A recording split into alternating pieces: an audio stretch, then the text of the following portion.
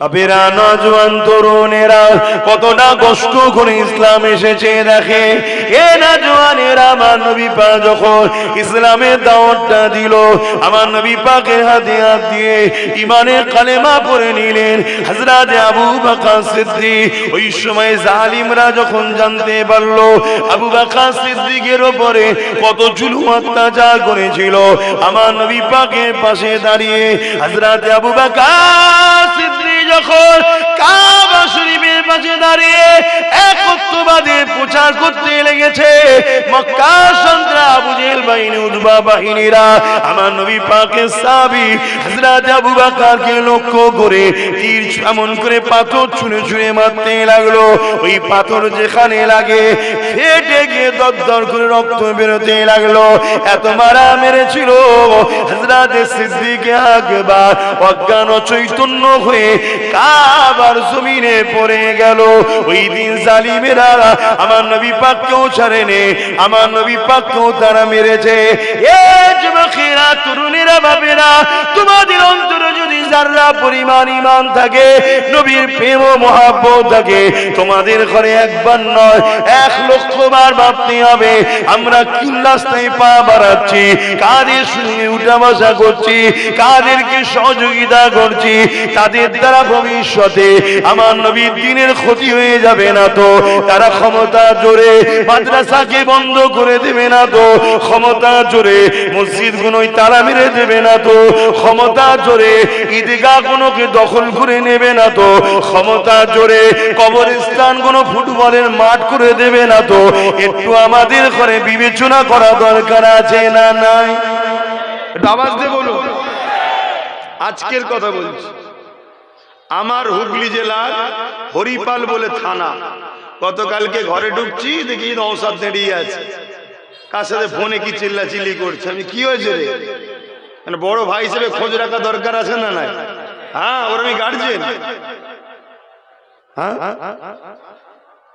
আচ্ছা, জানেন আপনাদের মহল্লাই তো শরীফ আল্লাহুম্মা সাল্লি আলা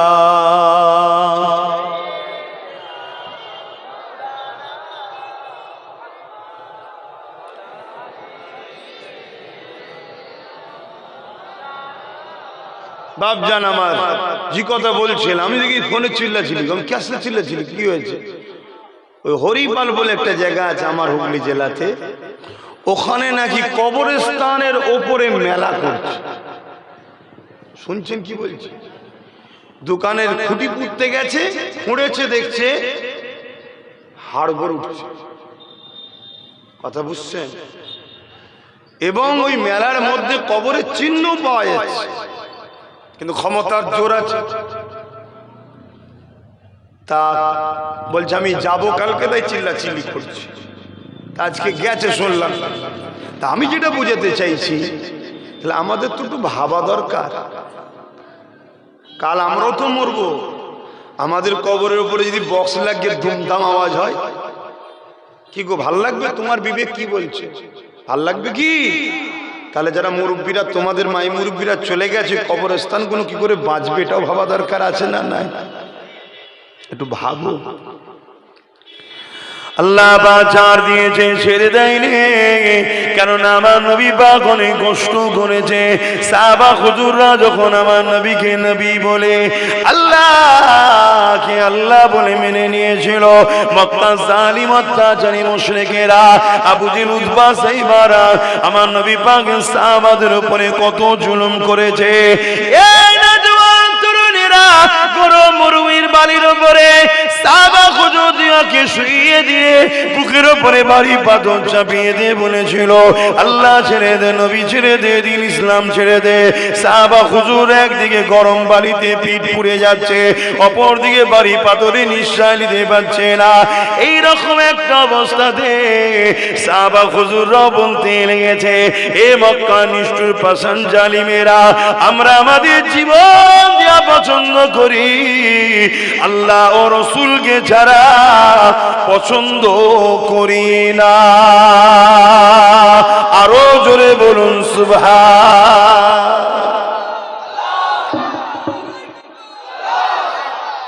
এইটা তো আমাদেরও বলা দরকার নাকি, যে আমরা জীবন দিয়া পছন্দ করি, আল্লাহ রসুল ছাড়া পছন্দ করি না, তবেই তো ইমান নাকি? মুসলমান ঘরে জন্ম নিলেই মুসলমান?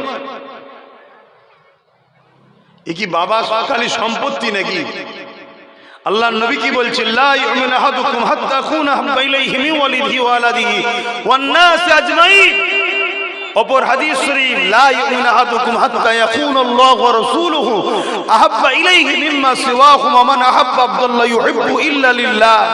অপর হাদিস শরীফ, সালাসুন মান কুন্না ফীহি ওয়াজাদা বিহিন্না হালাওয়াতাল ঈমান মান কানা আল্লাহু ওয়া রাসূলুহু আহাব্বা ইলাইহি মিম্মা সিওয়াহুমা ওয়া মান আহাব্বা আবদাল্লাহ ইউহিব্বু ইল্লা লিল্লাহ ইলা আখিরিল হাদিস।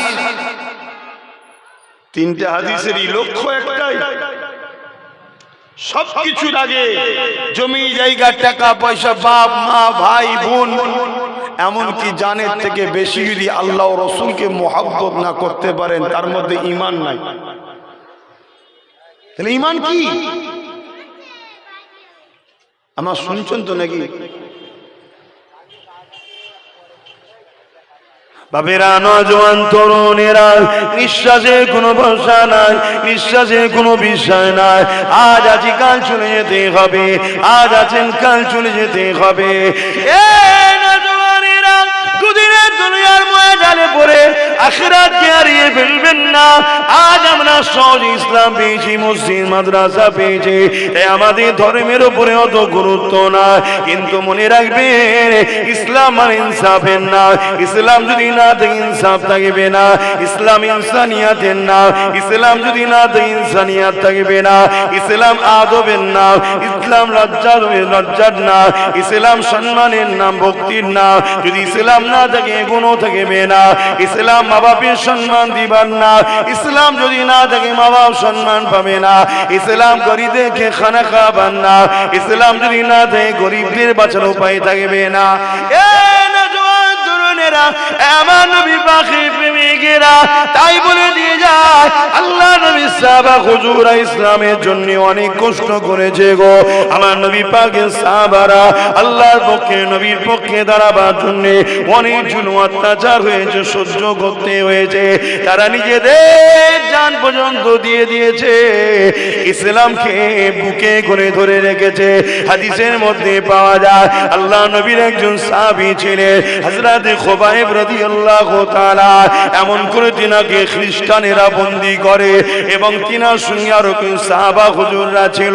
ওই খ্রিস্টানরা বন্দী করে নিয়ে যায়। ওই বন্দী করে নিয়ে যাবার পরে হযরত খুবাইব হুজুরকে বলেছিল, তিনার সাথীদেরকে বলেছিল, এ খুবাইব, আল্লাহ ছেড়ে দাও, নবী ছেড়ে দাও, আমরা তোমাকে খ্রিস্টানের রাজত্বের অনেক বড় একটা এলাকার গভর্নর বানাবো। এ খুবাইব, তোমার সঙ্গে আমাদের সুন্দরী নারীর বিবাহ দিয়ে দেবো। এ খাব্বাব রে, তুমি খুবাইব রে, আল্লাহ ও নবীকে ছেড়ে দাও। হযরত খুবাইব হুজুর বলেছিলেন, আমি সব ছাড়তে রাজি আছি, আল্লাহ ও নবীকে ছাড়তে রাজি নয়।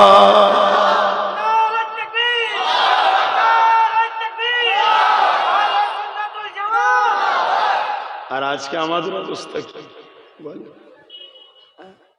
আমাদের অবস্থা কি?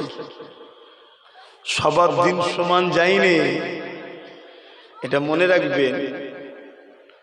এই পৃথিবীতে কোনো জিনিস চিরস্থায়ী নয়, সব যাবে। কিন্তু আল্লাহকে ধরে রাখো, নবীকে ধরে রাখো। দুনিয়ায় হাজারো ষড়যন্ত্র চলছে, যেমন করে হোক উম্মতে মুহাম্মাদীকে আল্লাহ রসুল থেকে সরাবো।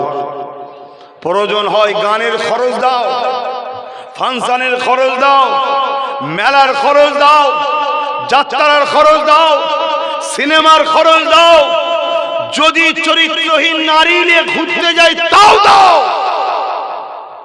এদেরকে আল্লাহ রসুল থেকে যেমন হোক করে সরাও। কেন?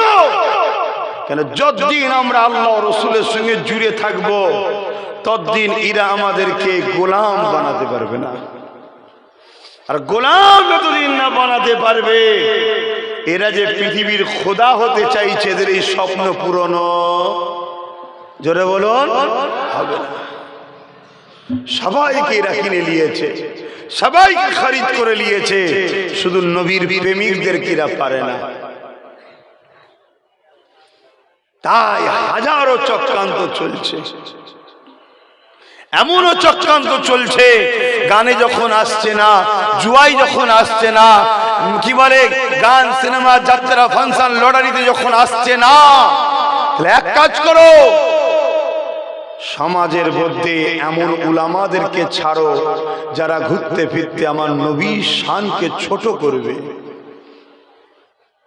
আলোচনার মধ্যেই নবীকে ছোট করে করে শোনাবে। কেন নবীর বিরুদ্ধে কথা হবে, চুপ থাকলেই ঈমান চলে যাবে। শুনছেন তো নাকি? ঈমান কাকে বলে সেটাই তো বুঝতে পেরেছি কি আমি জানি না, বুঝতে পেরেছেন তো নাকি? নবীর বিরুদ্ধে কোন জায়গায় কথা হচ্ছে, আপনি শুনে চুপ ছিলেন, আপনার ঈমান চলে যাবে। আপনাকে শুনে প্রতিবাদ করতে হবে। হুজুর আমি প্রতিবাদ করতে গেলে মার খাবো, মার খেতে হবে, এটা তো প্রেম। তুমি তো বলছো জানের থেকে বেশি ভালো না বাসলে ঈমান নয়, তো মার খাবে তো কি হয়েছে? হুজুর প্রতিবাদ করতে গেলে জেল খাটতে হবে, সাহাবাদের থেকে বড় নাকি? সাহাবারা জেল খেটেছে হুজুরের জন্য, আপনাকে খাটতে হবে। কিন্তু আপনারা যদি এক মুঠো হয়ে থাকেন, মার খেতে হবে। এই প্রতিবাদ করলে মার খেতে হবে, এক মুঠো থাকলে মার খেতে হবে। এরকম আছে বলে তো মার খাচ্ছেন। খুব ভালো করে বোঝেন বাপেরা, নওজোয়ান তরুণেরা, এ নবী পাকে প্রেমিকেরা, আল্লাহ নবীকে মুহাব্বত করে ভালোবাসে, পিয়া করে। সাহাবা হুজুররা যেভাবে মুহাব্বত করেছে, পিয়ার করেছে, এ নওজোয়ানেরা, হযরতে খুবাইব হুজুর যখন মানল না, হযরতে খুবাইব হুজুরের সামনে তিনার একটা একটা সাথীকে শুলির ওপরে চাপিয়ে দিতে লেগেছে। শুলি কাকে বলে? একটা ধারালো রড রয়েছে, ছিদ্র সরু করে তার মধ্যে ধার রয়েছে, পায়খানার রাস্তা বসিয়ে দেবে, সেটা মাথা দিয়ে বেরিয়ে যাবে। একটা একটা করে সাহাবীকে হযরতে খুবাইব হুজুরের সামনে ওই শুলির ওপরে চাপিয়ে দিতে লেগেছে। কারণ ওই গ্রুপের মধ্যে ইমাম ছিলেন খুবাইব হুজুর, এই খুবাইব হুজুরকে ভয় দেখাতে লেগেছে। এ খুবাইব দেখো তোমার সাথীগুলোকে কিভাবে মেরে দিতে লেগেছে। হযরতে খুবাইব হুজুরে চোখ দিয়ে পানি বেরিয়ে গেল। এই অবস্থাটা দেখে জালিম খ্রিস্টান সরকার সে মনে করতে লেগেছে হয়তো নবী সাহাবীটা ভয় খেয়ে গেছে, তাই খুবাইবের কাছে গিয়ে বলতে লাগলো, এ খুবাইব রে, সাথীরা তো মারা গেছে, তুমি এখনো সময় আছে, মুহাম্মদকে ছেড়ে দাও, আল্লাহকে ছেড়ে দাও, দ্বীন ইসলামকে ছেড়ে দাও, তোমাকে আমরা রাজত্ব দেব, তোমাকে আমরা সম্মানিত করব। আল্লাহ নবীর সাহাবী হযরতে খুবাইব হুজুর বলেছিলেন, এ জালিম রে, আমার চোখের পানি দেখে তুই মনে করিস না আমি ঘাবড়ে গেছি, আমি ঘাবড়ে গেছি, আমি এই জন্য কাঁদতেছি, আমার সাহাবা ভাইগুলো আমার আগে শহীদ হয়ে আল্লাহ ও নবীর কাছে চলে যাচ্ছে, আমার দেরি হয়ে যাচ্ছে, আল্লাহ ও নবীর কাছে জবাব দিবানাতে আমি আফসোস করে কাঁদতে লেগেছি, সাহাবা ভাইগুলো আগে চলে যাচ্ছে। খ্রিস্টান বাদশা এই কথা শুনে অবাক হয়ে গেল। এ যুবকেরা, তরুণীরা, বাপেরা, আমাদের পেটে কি জ্বালা ধরেছে, আমাদের কি এমন সমস্যা হয়েছে, আজকে বড় প্ল্যান করে সুদের টাকা, মদের টাকা, দেহ বিক্রি করার টাকা, এমন করে ঘুষের টাকা, মানুষের উপরে জুলুম করার টাকা, ওই টাকাকে তোমার আমার মধ্যে হারাম ঢুকানো হচ্ছে, ফিরির মাধ্যমে ঢুকিয়ে দেওয়া হচ্ছে। তুমি আমি মনে করছি এটা তো তোমার আমার পাওনা।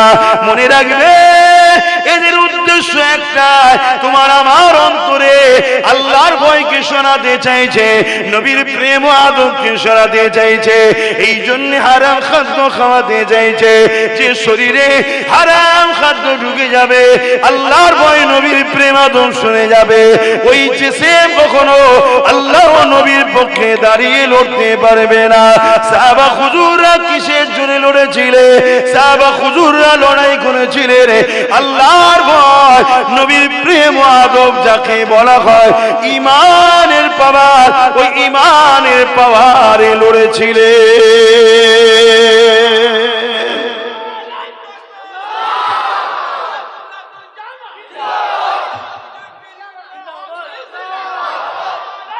আল্লাহ আমার আব্বা জানেরা, আমার আলোচনায় কষ্ট হচ্ছে না তো? যুবকদের অসুবিধা হচ্ছে? আমি তো প্রতি বছর আসি, এর জন্য অসুবিধা হয় নাকি? কারণ এই ছেলে কোনো সংগঠনের ছেলেরা ভালোবাসে, ভাইজান আপনাকেই যেতে হবে। আমিও তো বলি ঘুরিয়ে ফিরিয়ে নিয়ে যা, কিন্তু এরা ছাড়বে না, না আপনাকে যেতে হবে। তা আসি, আপনাদের অসুবিধা হয় না তো? দেখেন চেষ্টা করছি, কেমন একসাথে বসেছি, পরকালে যদি একসাথে জান্নাতটাই যেতে পারি কত ভালো লাগবে না? এজন্য চেষ্টা করছি। কিন্তু মনে রাখবেন, গুনাহগারের জান্নাত যাওয়া হবে, গুনাহগারের জান্নাত যাওয়া একদিন না একদিন হবে। গুনার মাফ করে শাস্তি খেটে হলেও যাওয়া হবে, কিন্তু ইসলামের ক্ষতিকারক বেঈমানদের কখনো কিন্তু জান্নাত যাওয়া, বলুন বলুন, মুনাফিকি করবেন না। অনেক রকম চক্রান্ত চলছে। আপনি জানেন ইসলামকে মিটাবার জন্য মিলিয়ন মিলিয়ন বিলিয়ন কোটি ডলার টাকা খরচ হয় ইসলামকে মিটাবার জন্য। যে পয়সা ইসলামকে মিটাবার জন্য খরচ করা হয় বছরে, ওই পয়সায় পৃথিবীর 100 কোটি গরিব ধনী হয়ে যেত। শুনছেন তো নাকি? 100 কোটি গরিব ধনী হয়ে যেত। এই পয়সা বছরে খরচ করা হয়, উদ্দেশ্য শুধু ইসলামকে মিটাও। এটা আজ থেকে নতুন নয়, কিন্তু সেই সাহাবা হুজুর তার আগের নবীদের ধারাবাহিক চলে আসছে, আজও চলছে। তাহলে আপনাদেরকে একটু বুঝতে হবে না? হবে না? কথা বলেন, একটু বুঝে পা ফেলা দরকার আছে না? নাই? আর ইসলামের সব থেকে বড় দুশ্মন দুই শ্রেণী, অনেক দুশ্মন আছে, এরা হলো মূল। এক হলো জালিম অত্যাচারী স্বৈরাচারী শাসক, আর দ্বিতীয় হলো ধর্মের নামে ভণ্ডমি যারা করে। শুনছেন তো? এই দুই হলো ইসলামের সব থেকে বড় দুশ্মন। কেন? ইসলাম আসাতে এই ভণ্ড ধর্মধুন সব ভণ্ডমি কেটে গেছে, এদের থেকে মানুষ সরে যাচ্ছে। শুনছেন না? শোনেন না? দ্বিতীয় হলো ইসলাম আসাতে রোম বলুন, শ্রী পারস্য বলুন, কেসরা বলুন, তাম পৃথিবীর অত্যাচারী জালিম শাসকদের জুলুম খতম হয়েছিল।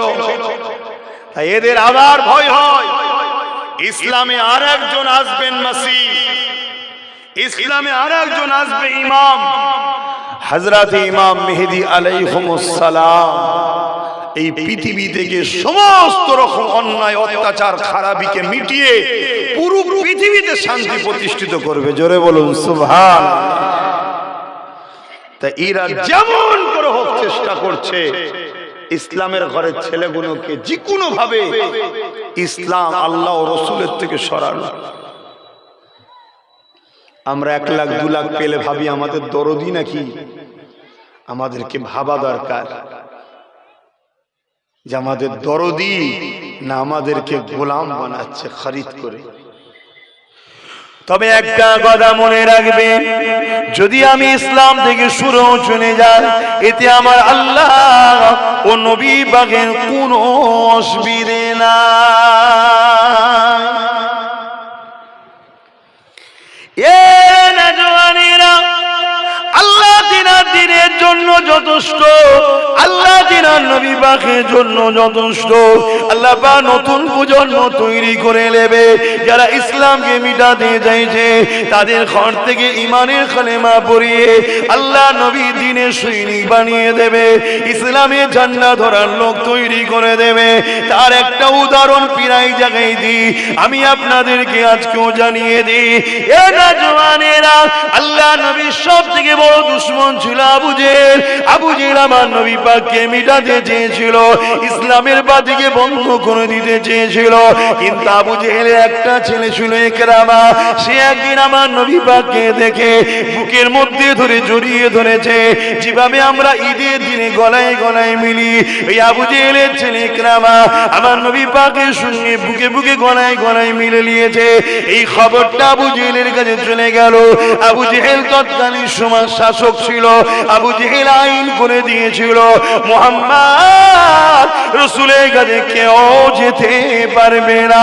কেউ যদি মুহাম্মদ রাসূলের কাছে যায় তাকে মৃত্যুদণ্ড দেওয়া হবে, তাকে মৃত্যুদণ্ড শাস্তি দেওয়া হবে। যখন আবু জেহেলের কাছে খবর চলে এলো ইকরামা তোমার ছেলে মুহাম্মদ রাসূলের সঙ্গে বুকে বুকে গলায় গলায় মিলেছে, এ আমার সরদার আবু জেহেল কি করবে তুমি বলো? ওই সময় আবু জেহেল বলতে লাগলো, আমার ছেলে তো কি হয়েছে, ছাড় নাই, আইন আইনের রাস্তায় চলবে। আমরা এই কথা শুনি না এই কথা বলেন, আমরাও শুনি না। আজকের দিন আইন আইনের রাস্তায় চলবে, আইন আইনের রাস্তায় চলে না। চলে আইন কমজোরের পিছনে লাগে আর সবলদের স্যার করে, ঠিক না বেটি? এসব মুখের কথা, আইন আইনের রাস্তায় চলবে, হাকিকাতে হয় কথা বলছো না তো? যদি হতো তাহলে আরজি করে এই বোনটা ইনসাফ পেল না কেন বলো? একদম তো এটা কোনো শব্দ নয়, দিনের থেকেও সত্য। কি একটা বোন ফুটফুটে মেয়ে, সে কষ্ট করে মেহনত করে আরজি করে চিকিৎসা করছিল, তাকে একদল পশু রেপ করে হত্যা করেছে। এই তো ঘটনা, শাস্তি হয়েছে।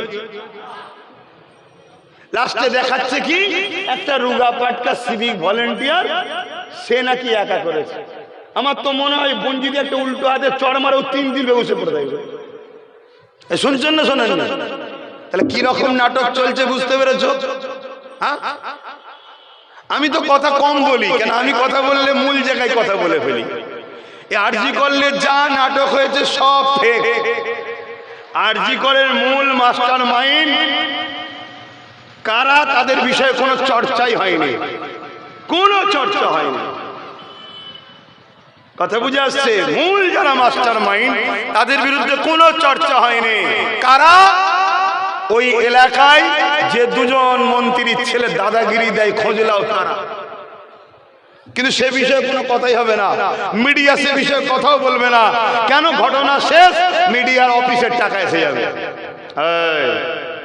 চ্যানেলটা বন্ধ করতে চাস, এই টাকাটা হলে চ্যানেলও চলবে, বেশি কথা বলবেন। যে স্যার শুনছেন না শোনেন না?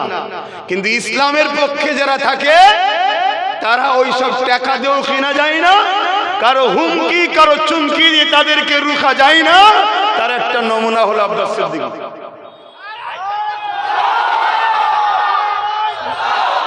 এইরকম যারা লক্ষ লক্ষ যদি যুবক আগামী দিন তৈরি হয়, তাহলে জালিমদের খবর খারাপ হবে না? হবে না? তা জালিমরা চাইবে কথা বলে, আর জালিমদের হাতে টাকার কম আছে।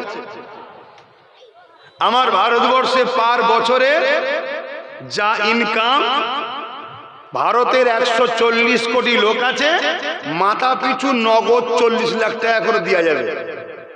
কত টাকা বুঝতে পারছেন? টাকা করে যাচ্ছে, শুনছেন না শুনছেন? আর অথচ আমার ভারতবর্ষে আজকে 80 কোটি লোক ডেলি একবেলা খেতে পায়, তো আর একবেলা খেতে পায় না। কত কোটি? 80 কোটি। আর আমার দেশের টাকা কত? পার মাথা পিছু কত করে পাবে? 40 লাখ। 140 কোটি লোক আছে, পার মাথা পিছু যদি নগদ করে গুনে দেওয়া হয়, এক একজন 40 লাখ করে পাবে। এরপরও গরিব কত? 80 কোটি। কত গরিব? যারা একবেলা খায় আর একবেলা খায় না, আর দুবেলা খায়, বাইক সাইকেল নেই। এ সংখ্যা ধরলে তো আরো বেড়ে যাবে রে বাবা, ওটা পরের বিষয়। 80 কোটি লোক আছে যারা একবেলা খায় আর একবেলা খায় না। এরকম গরিবের সংখ্যা বলছে 80 কোটি আমার ভারতবর্ষে আছে। শুনছেন তো নাকি? মুসলমান ভারতবর্ষে কত?